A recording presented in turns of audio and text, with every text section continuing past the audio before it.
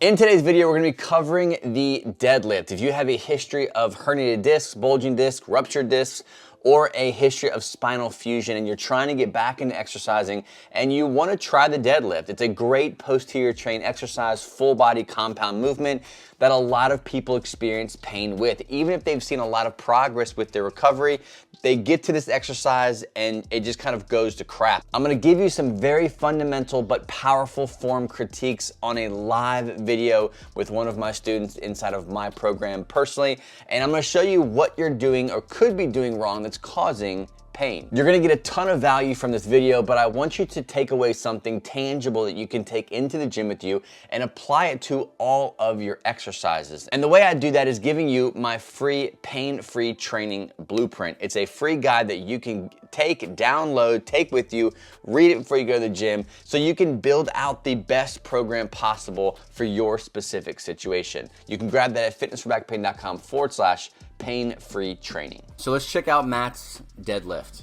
And I'm not sure if he said this was a straight leg deadlift targeting the hamstrings or more of like a Romanian deadlift, like you're basically doing like the full body deadlift. So I'm gonna kind of talk to both of these. Point number one, kudos to you for shooting a video. Always record yourself doing exercises. Doesn't matter what it looks like, you're not weird. No one's weird when they do this. Yes, people do it for Instagram, they do it for looks, they do it for show. But one of the best ways to dial in what you're doing and how your body's moving in space with weight is to videotape yourself. And then just videotape yourself as if no one's watching you and you're not watching yourself in the mirror. Just go and you go off of mind-body connection and like the muscle memory and see how you do. Then watch the video, make adjustments. This is exactly what we're doing here. So when it comes to this, if you were doing Romanian deadlifts, like RDLs, like targeting the full body deadlift, I can't see you from the front, but I would want your feet to be wider, and there's gonna be a specific reason why. In the setup, this isn't terrible. This is not bad. Whether you're targeting the hamstrings in like a hamstring dominant deadlift or just doing regular deadlifts, what you have to be very, very careful of is weight distribution and where the weight is at while doing the exercise. So this specific one here, this weight is too far away for either one of those deadlifts. Okay, so if you're let's just say deadlifting. If you're deadlifting, this weight is too far away. What you'll want is the weight to be basically between the arches of your feet. So that when you go to bend, all you have to do is hip hinge back, flat back, nice and straight neutral place, or even a slight bend is okay. Grab the weight and you're doing the exercise, but the weight is evenly distributed, right? It's in the center of your gravity. Center of gravity, yes. And I'll kind of explain, I'll show you what I mean by that. So here you're good, you set up nice and neat. This is more of a straight leg. That is a deadlift. This is a deadlift exercise. RDL, Romanian deadlift, like that is that. You're in position here for that. Use transition into what would be more of like a hamstring dominant deadlift, which I believe is what you're doing here. But either way, this is a good setup. Everything looks really good here. So boom, good job. Coming here, that was a beautiful deadlift. Now, first pointer here, you see this angle? If I could draw a line from the top of his head and run that line straight, it'd come way out here. So the problem with that is everything's pulled forward. So the posterior chain's firing already. Nothing wrong with that, but he's already leaning forward. So his back's already on. So if you're highly sensitive because you have an overprotective, overguarded back, that type of position already can just kind of poke the bear, pick the scab a little bit. We want to be as efficient and well stacked as possible when we can help it. And that right there, you can help, okay?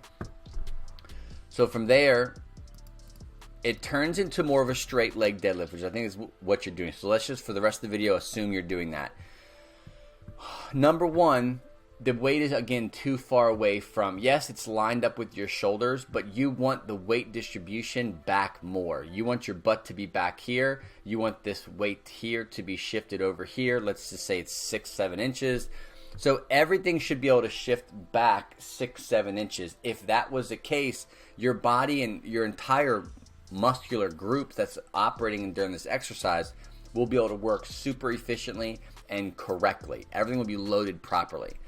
But because of this weight being so far out, your low back is taking the majority, even though you're hip hinging, your low back is taking the majority of this lift, because now you have, because of physics and just angles, where this weight's at, when you go to lift up, yes, you're straightening your legs and you're trying to use your hips, but your low back is going to take and pick this weight up at first and get it past a certain point. Then when you bring your hips under you, now the hips are controlling. When you go back down, the hips are in control, but again, the weight is too far forward. We'll watch a little bit more. Boom, still kind of leaning forward, so you're always on. Bam. So straight leg deadlift, I would be stopping right here, mid shin, I think. I'm sorry, this is probably more like mid shin. So if you are doing this correctly with your hamstrings as a dominant mover in this position, butt's going back, weight is closer in between the arches of your feet, and you should be stopping, you should be maxing out your hamstring tension right around mid to below mid shin. You shouldn't have to go down to the floor or to your toes to really hit the hamstrings if doing it properly.